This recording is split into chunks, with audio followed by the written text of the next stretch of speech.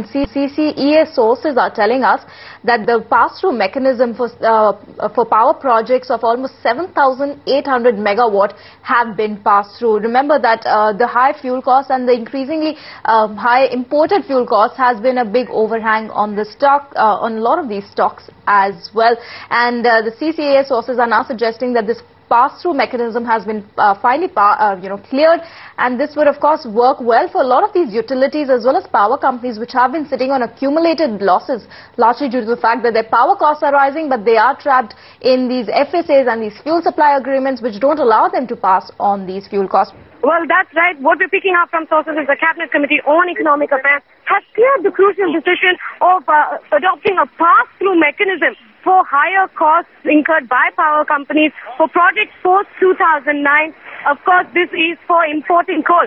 Now, remember, it is a definite boost to independent power procurers, the likes of GMR, Adani, Lanco, JSPL, CESC. These are the companies that are going to get the direct benefit of it, because in simple terms, what exactly this decision of the Cabinet means is that any higher fuel costs incurred by power companies for projects post-2009, any import costs of fuel that they will need to pass through will be allowed to be passed through to the end consumer. It means power tariffs, when these projects actually become alive, will increase for the consumer, but it will not have to be borne by the companies.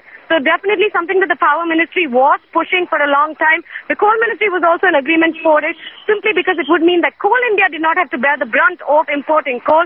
So definitely it will be consumers like you and me for electricity tariffs to rise, but definite boost to independent power players who can now pass on the escalated costs onto the consumer.